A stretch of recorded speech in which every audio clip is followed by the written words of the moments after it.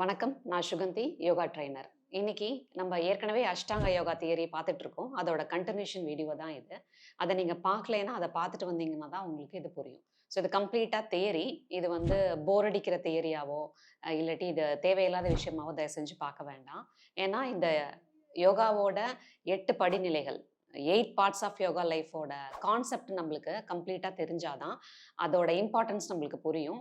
So நம்ம life டைம்க்கு yoga practice பண்ணணுங்கிற ஒரு முக்கியத்துவம் நம்மளுக்கு புரியும். அதுக்காக தான் இந்த தியரிய வியூஸ் போகுதோ இல்லையோ, இதோட இம்பார்ட்டன்ஸ பேசிக்கா நம்ம சொல்லிட்டோம்னா, அதுக்கப்புறம் அவங்களுக்கு யோகா மேல ஆர்வம் வருங்கிறதுக்காக குடுக்குற வீடியோ தான் இது.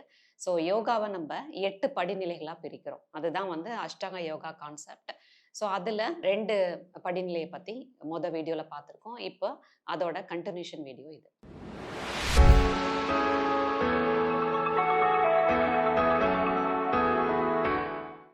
ஸோ யோகாவோட 3வது படிநிலை ஆசனங்கள். ஓகே. ஸோ இப்போ நெறைய பேர் ஆசனங்கள் பிராக்டிஸ் பண்றதுனாலயே, பிரீதிங் பிராக்டிஸ் பண்றதுனாலயே யோகா பிராக்டிஸ் பண்றேன்னு சொல்லிக்குவோம் இல்லையா? யோகாங்கிறது ஒரு படிநிலை, பிரீதிங்கிறது இன்னொரு படிநிலை. ஸோ அப்ப நம்ம 8ல 2 தான் பிராக்டிஸ் பண்றோம். மொத்தமா நம்ம யோகா பிராக்டிஸ் பண்றோம்னு சொல்லிக்க முடியாது. ஸோ இப்ப எல்லாத்தையும் தெரிஞ்சுக்கிட்டு, எல்லாத்தையும் ஃபாலோ பண்ணா தான் நம்ம யோகா பிராக்டிஸ் பண்றதா அர்த்தம். ஸோ 3வது படிநிலை ஆசனங்கள். ஸோ அப்ப அந்த ஆசனங்களோட முக்கியத்துவம் என்ன அப்படின்னா, இப்ப மத்த பிசிக்கல் ஆக்டிவிட்டிக்கும் ஆசனாஸ்க்கும் என்ன டிஃபரன்ஸ் அப்படின்னா, பிரீதிங்க பாடி மூவ்மெண்ட்டோட கம்பைன் பண்ணி தான் பண்ணுவோம். இப்ப மத்த ஆக்டிவிட்டீஸ்க்கும் பெனிஃபிட்ஸ் இருக்கு. கார்டியோக்கு வேற பெனிஃபிட் இருக்கு. பிலாட்டிஸ்க்கு வேற பெனிஃபிட் இருக்கு. ஆனா, முக்கியமா ஆசனங்கள் பண்ணும்போது, இந்த ஸ்டெப்ல இன்ஹேல் பண்ணி, அடுத்த ஸ்டெப்ல எக்ஸேல் பண்ணி, அடுத்த ஸ்டெப்ல இன்ஹேல் பண்ணின்னு சொல்லி, ஒரு மூவ்மெண்ட்டுக்கும் இன்ஹேல், எக்ஸேலோட கம்பைன் பண்ணி பண்ணும்போது, நம்ம பிரீதிங்கையும், பிசிக்கல் மூவ்மெண்ட்டையும் மிக்ஸ் பண்றோம். ஆசனங்கள்ங்கிற பேர்ல. ஸோ அப்ப அதுக்கான பெனிஃபிட்ஸ் மல்டிப்ளை ஆகுது. இன்னொன்னு நம்மளோட ஆர்கன்ஸ். ஆர்கன்ஸ்க்கு இப்ப நம்ம வெளியில மசாஜ் பண்ணிக்க முடியும். இது பண்ண முடியும். ஆனா, உள்ள இருக்க ஆர்கன்ஸ்க்கு ஒரு ஆர்கன்ஸ்க்கும் நீங்க தனித்தனியா அதுக்கு ஸ்குவீஸ் பண்ணணும், ஸ்ட்ரெங்தன் பண்ணணும். அதுல அந்த ஃபங்ஷன்ஸ், அதுல இருக்கிற ஹார்மோன்ஸ், அதுல இருக்கிற இதெல்லாம் நீங்க ஸ்டிமுலேட் பண்ணணும், ஆக்டிவேட் பண்ணணும் ஒரு ஆர்கன்ஸையும்னா, அதுக்கு எல்லாத்துக்கும் தனித்தனி ஆசனங்கள் இருக்கு. ஸோ இந்த மாதிரி உள்ள இருக்க ஆர்கன்ஸை நீங்க கம்ப்ளீட்டா ஸ்ட்ரெங்தன் பண்ணணும், ஆக்டிவேட் பண்ணணும் அப்படின்னா, அதுக்கு ஆசனங்கள் ரொம்பவே ஹெல்ப்ஃபுல்லா இருக்கு. இதுதான் ஆசனங்களோட முக்கியத்துவம். 4வது படிநிலை பிரீதிங், பிராணாயாமா. ஸோ பிரீதிங் நம்ம பிராக்டிஸ் பண்றோமோ இல்லையோ, பிரீதிங்கிற ஒரு கான்செப்ட் நம்ம பொறக்கறதுலேருந்து இறக்குற வரைக்கும் நம்மளோடயே ஒட்டிட்டு இருக்கு. நம்ம கவனிக்கிறோமோ இல்லையோ, இன்ஹலேஷன் நடந்துட்டே இருக்கு, எக்ஸலேஷன் நடந்துட்டே இருக்கு. அதுதான் உயிரோட இருக்கோங்கிறதுக்கான ஒரு அத்தாட்சி கூட. ஸோ அத நம்ப கான்ஷியஸா கான்ஷியஸா இந்தந்த பிராக்டிஸ்ல ஒரு பிரீதிங் பிராக்டிஸ்ல இன்ஹேல், எக்ஸேல் டிஃபரெண்ட்டா இருக்கும். இன்னொரு பிரீதிங் பிராக்டிஸ்ல செய்முறை டோட்டலா வேறையா இருக்கும். ஸோ ஒரு பிரீதிங் பிராக்டிஸ்க்கும் பெனிஃபிட்ஸ் தனி. ஒரு பிரீதிங் பிராக்டிஸும் யாரு பண்ணணும், யாரு பண்ணக்கூடாதுங்கிற லிஸ்ட்டும் தனி. ஸோ நம்பளுக்கு நம்ம பாடிக்கு எந்த பிரீதிங் பிராக்டிஸ் தேவைப்படுதுன்னு நம்ம ஃபில்டர் பண்றதுக்கே ஃபர்ஸ்ட் நம்ம எல்லா பிரீதிங் பிராக்டிஸையும் பத்தி தெரிஞ்சுக்கிட்டா தான் நம்மளுக்கு எது சூட் ஆகும், சூட் ஆகாதுங்கிறது நம்மளுக்கு தெரியும். ஓகே. எல்லாருக்கும் சூட் ஆகுற பிரீதிங் பிராக்டிசஸும் இருக்கு. சேஃபர் சைடு நம்ம அதை மட்டும் கூட பண்ணிட்டு போகலாம். ஸோ இப்போ அந்த பிரீதிங்கை பத்தி நீங்க கம்ப்ளீட்டா எல்லா பிரீதிங் பத்தி தெரிஞ்சுக்கிட்டா தான் உங்களுக்கு சூட் ஆகுற பெஸ்ட் பிராணாயாமா எதுன்னு உங்களுக்கு தெரியும். இன்னொன்னு, அந்த பிராணாயாமாவோட மெயின் பெனிஃபிட், இது நம்மளோட பிராண சக்தியை அதிகரிக்குது. பிராணா உள்ள போற காத்து அத்தனையும் உங்களோட பிராண சக்தியை அதிகரிக்குது. ஸோ இப்போ வீட்ல சொல்லும்போது கூட யாராவது தொந்தரவு பண்ணாங்க குழந்தைங்கன்னா, அம்மாக்கள் சொல்லுவாங்க, "ஏன் என் பிராணனை வாங்குற?" அப்படிங்கிற மாரி. "ஏன் என் உயிரை எதுக்கு என் உயிரை வாங்குற?" அப்படிங்கிற மாரி தான் அந்த திட்டுறது கூட வரும். ஸோ அந்த பிராணாங்கிறது, உயிருங்கிறது நம்மளுக்கு தெரியறதுனால தான் அந்த வார்த்தையை யூஸ் பண்றோம்.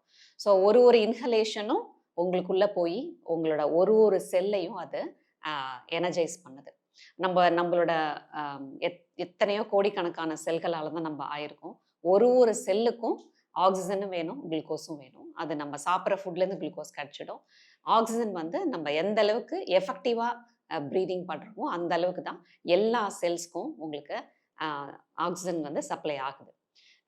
அப்போ இந்த பிரீதிங் பிராக்டிஸ் பண்ணும்போது, அதனால தான் அந்த ஆன்டி ஏஜிங் ப்ராசஸா அந்த பிரீதிங் பிராக்டிஸ் ஒர்க் அவுட் ஆகுறதுக்கு காரணமே, நம்மளோட செல்ஸ் எல்லா செல்களும் ரெஃப்ரெஷ் ஆயிட்டே இருக்கிறதுனால தான், அந்த எவ்ரிடே பிரீதிங் பிராக்டிஸ் ஒரு ஆன்டி ஏஜிங் ப்ராசஸா ஒர்க் பண்ணுது.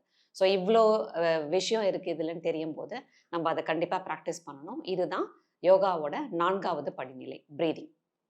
5வது படிநிலை பிரத்யகரான்னு சொல்கிறோம். பிரத்யகரா அப்படின்னா withdrawing yourself from sensory cravings. நம்ம வந்து சென்சஸை வச்சு தான் இந்த வாழ்க்கையவே என்ஜாய் பண்ணுறோம். கண்ணால் பார்த்து என்ஜாய் பண்ணுறோம், காதால் கேட்டு என்ஜாய் பண்ணுறோம், ஸ்மெல் பண்ணி என்ஜாய் பண்ணுறோம், டேஸ்ட் பண்ணி ஃபுட்டெல்லாம் டேஸ்ட் பண்ணி என்ஜாய் பண்ணுறோம். குழந்தைக்கு மேலே நீங்கள் பாசம் காட்டுறீங்க, ப்ரொடெக்ட் பண்ணுறீங்கிறதே வந்து குழந்தைய டச் பண்ணி நீங்கள் பண்ணும்போது அது வந்து ஒரு ஒரு உன்னதமான உணர்வாக மாறுது இல்லையா? ஸோ இந்த சென்சஸ் மூலயமா தான், இந்த சென்சஸை வச்சு தான் நம்ம வாழ்க்கையவே வாழ்கிறோம். இதில் ஒரு சென்ஸ் போனால் கூட, இதில் ஒரு விஷயம் தெரிலனா கூட நம்ம வாழ்க்கையை முழுசாக அனுபவிக்க முடியாது. கண்ணு தெரியாமல் போனாலோ, காது கேட்கலனாலோ, டேஸ்ட் பட்ஸ் வேலை செய்யலைன்னா மண்ணு மாதிரி தான் சாப்பாடு உள்ளே இறங்கும். நம்ம எதை டேஸ்ட் பண்ணுறோன்னே நம்மளுக்கு தெரியாது. ஸ்மெல் வேலை செய்யாதவங்கெல்லாம் கூட இருக்காங்க இல்லையா?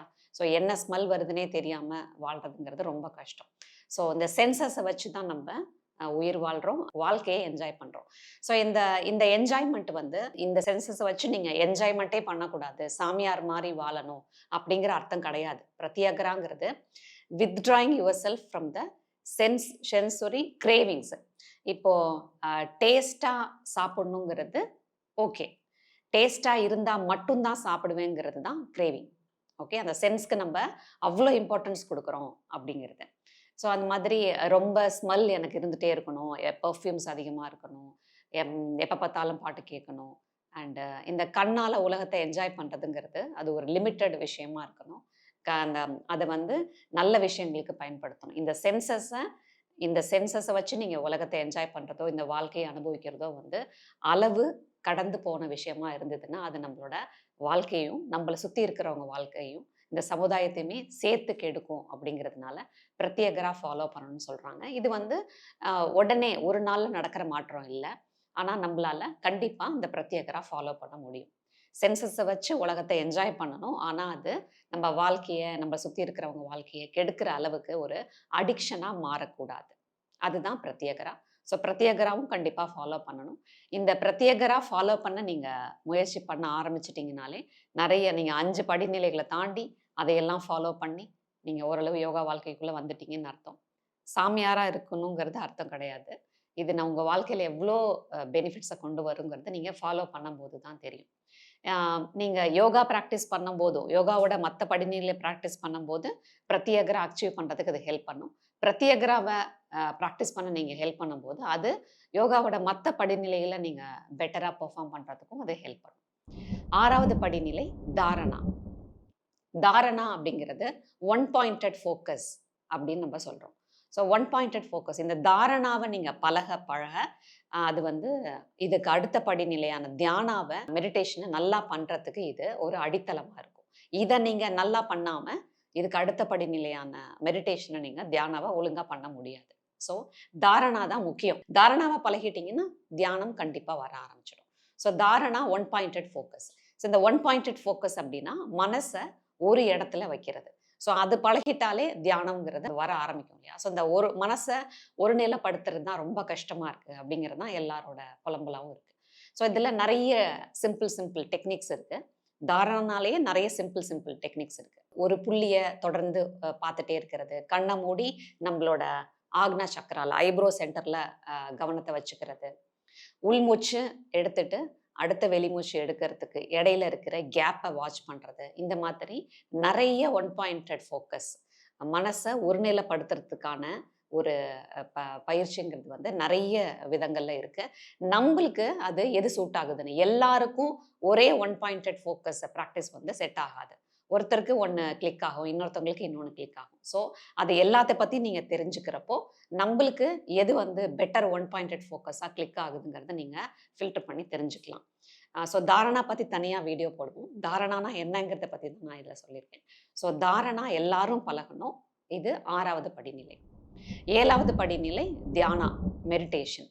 ஸோ தாரணா பழகிட்டா தியானம் கண்டிப்பாக வந்துடும். இப்போ வந்து நீங்க நல்ல தூக்கத்துல இருந்து முழிச்சு எழுந்திரிச்சதுக்கு அப்புறமா, நீங்க டீப் ஸ்லீப்ல என்ன பண்ணீங்க? அப்படின்னு கேட்டா, யாராலயும் எக்ஸ்ப்ளைன் பண்ண முடியாது. இதே நீங்க அரை தூக்கத்துல ஏதாவது கனவு கண்டிருந்தீங்கன்னா, அது காலையில எழுந்திரிச்சோனே அரைகுறையாவது உங்களுக்கு ஞாபகம் இருக்கும். இந்த மாரிலாம் கனவு வந்ததுன்னு நீங்க வீட்ல இருக்கவங்ககிட்ட சொல்லிட்டு இருப்பீங்க. ஸோ இது வந்து அரைகுறை தூக்கத்துல உங்களுக்கு வந்த கனவ, நீங்க ரீகால் பண்ணி, எல்லா சீன்ஸும் ஞாபகம் இல்லைன்னா கூட, ரீகால் பண்ணி இந்த மாரி கனவு வந்ததுன்னு சொல்ல முடியும். ஆ உங்களுக்கு ஓரளவு அந்த இடத்துல ஒரு நினைவு இருந்திருக்கு. சுய நினைவு இருந்திருக்கு. ஆனா, நீங்க டீப் ஸ்லீப்ல என்ன நடந்தது உங்களுக்கு அப்படிங்கிறத, நீங்க அடுத்த நாள் காலையில யார்ட்டயும் சொல்ல முடியாது. ஏன்னா, நீங்க அந்த நினைவ கடந்த இடத்துல நீங்க அந்த ஆழ்ந்த தூக்கத்துல இருந்திருக்கீங்க. அதே மாதிரி தான் ஆ தாரணா பண்ணும்போது கூட எத ஒன் பாயிண்டட் ஃபோக்கஸா நீங்க பண்றீங்கங்கிறது உங்களுக்கு நினைவுல இருக்கும். ஆனா, தாரணா பழகி, பழகி நீங்க ஒரு பாயிண்ட் ஆஃப் டைம்ல அந்த தாரணா பண்ணிக்கிட்டு இருக்கும்போது, உங்களுக்கே தெரியாம அது தியான நிலைக்கு மாறும். 6வது படிநிலையிலேருந்து 7வது படிநிலைக்கு அது மாறும். அது வந்து 1 நாள்ல வரலாம், 1 வாரத்துல வரலாம், 1 மாசத்துல வரலாம், பல வருஷங்கள் கூட ஆகலாம். நம்ப எந்த அளவுக்கு அந்த தாரணாவ பிராக்டிஸ் பண்ணியிருக்கோம். நம்ம சூழ்நிலை எந்த அளவுக்கு அ ஒத்துழைச்சிருக்கு. இதெல்லாமே பொறுத்து தான் அது இருக்கு. நீங்க எவ்வளோ இன்வால்வ்மென்ட்டோட தாரணா பண்ணீங்கங்கிறத பொறுத்து தான் இருக்கு. ஆனா முயற்சிய விடக்கூடாது. ஸோ அந்த நீங்க தாரணால உட்கார்றதா நெனச்சு தான் உட்கார்றீங்க. ஆனா அது வந்து ஒரு பாயிண்ட்ல, ஒரு செகண்ட்ல அது தியானாவா மாறிடுது. உங்களுக்கு அந்த நினைவு அதுக்கப்புறம் ஞாபகத்துக்கு இல்ல அப்படிங்கிறப்போ, அது காலம் கடந்த நிலையா மாறிடும்.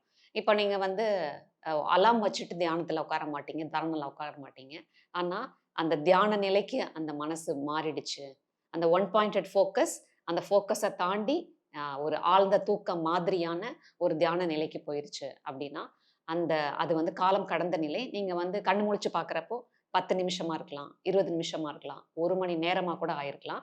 ஆனா, அவ்ளோ நேரம் இருந்தோமாங்கிறது உங்களுக்கு தெரியாது. ஸோ, அந்த காலம் கடந்த நிலைக்கு நீங்க போயிருந்தீங்கன்னா, நீங்க அந்த தியானத்துக்குள்ள போயிட்டு வெளில வந்து கண்ணு முழிச்சிருக்கீங்கன்னு அர்த்தம்.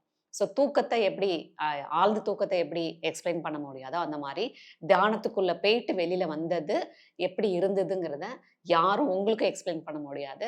நீங்களும் யாருக்கும் எக்ஸ்பிளைன் பண்ண முடியாது. தாரணாவ தான் எக்ஸ்பிளைன் பண்ண முடியும். தாரணாவ தான் அ பிராக்டிஸ் குடுக்க முடியும். தியானத்துக்குள்ள போறது உங்களோட சொந்த அ அ முயற்சி அண்ட் இன்வால்வ்மென்ட்ட பொறுத்து தான் இருக்கு. ஸோ, இதுதான் 7வது படிநிலை. 8வது படிநிலை சமாதின்னு சொல்றோம். ஸோ இந்த சமாதி இறப்பு, முனிவர்கள், சித்தர்கள் அந்த மாரி அவங்க ஜீவ சமாதி அடைஞ்சாங்க அப்படிங்கிறதெல்லாம் நம்ம கேள்விப்பட்டிருக்கோம். ஸோ இந்த ஜீவ சமாதி அவங்க முடிவு பண்றது. நம்பலாம் வந்து நமக்கா இறப்பு வர வரைக்கும் வெயிட் பண்ணுவோம். அவங்கலாம் வந்து என்னோட வாழ்க்கையில நான் வந்து என்னென்ன செய்யணுமோ எல்லாமே நான் பண்ணிட்டேன். என்னோட கர்மாக்கள் எல்லாத்தையும் கழிச்சுட்டேன். அண்ட் இது வந்து இந்த வாழ்க்கைக்கான அ ப பயன நான் அடைஞ்சுட்டேன். நான் வந்த வேலை முடிஞ்சுது அப்படின்னு அவங்க நெனைக்கிறப்போ, அவங்க இந்த நேரத்துல, இந்த நாள்ல, இந்த நேரத்துல நான் இந்த இந்த உடல்லேருந்து நான் வெளியேறுறேன்னு அவங்க முடிவு பண்றப்போ, அவங்க ஜீவசமாதி அடைஞ்சிருக்காங்க. அது வந்து மிகப்பெரிய பயிற்சி நிலை. அத வந்து நான் அதுக்குள்ளலாம் போய் வெளில வராதனால, அத பத்தி பேசுறதுக்கு எனக்கு அனுபவபூர்வமா அந்த தகுதி இல்லன்னு நான் நெனைக்கிறேன். நம்ம வந்து இத படிச்சு தான் தெரிஞ்சுக்கிறோம். ஸோ நம்பள் அப்போ ஜீவ சமாதிங்கிறது வந்து டோட்டலா வேற. இந்த சமாதின்னு அவங்க சொல்றது நம்மளோட இறப்பு.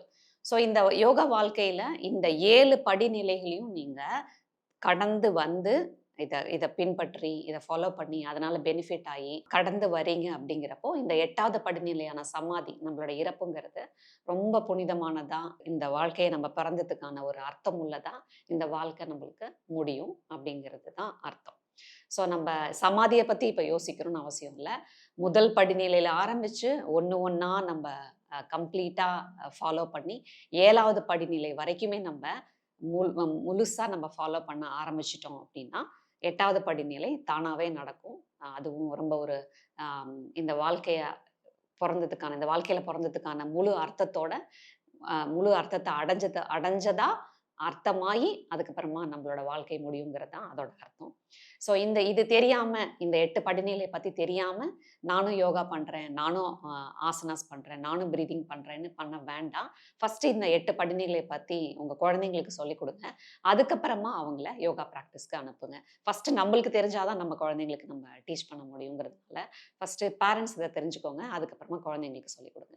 8 படிநிலை தெரிஞ்சதுக்கு அப்புறமா, இதையெல்லாம் நம்ம ஃபாலோ பண்றோமா? அப்படிங்கிறத கன்ஃபார்ம் பண்ணிவிட்டு அதுக்கு ப்ராக்டிஸ் பண்ணிவிட்டு நீங்கள் ஃபிசிக்கல் ஆக்டிவிட்டியை ஸ்டார்ட் பண்ணணுங்கிறது தான் என்னோட ரெக்வஸ்ட். தேங்க்யூ.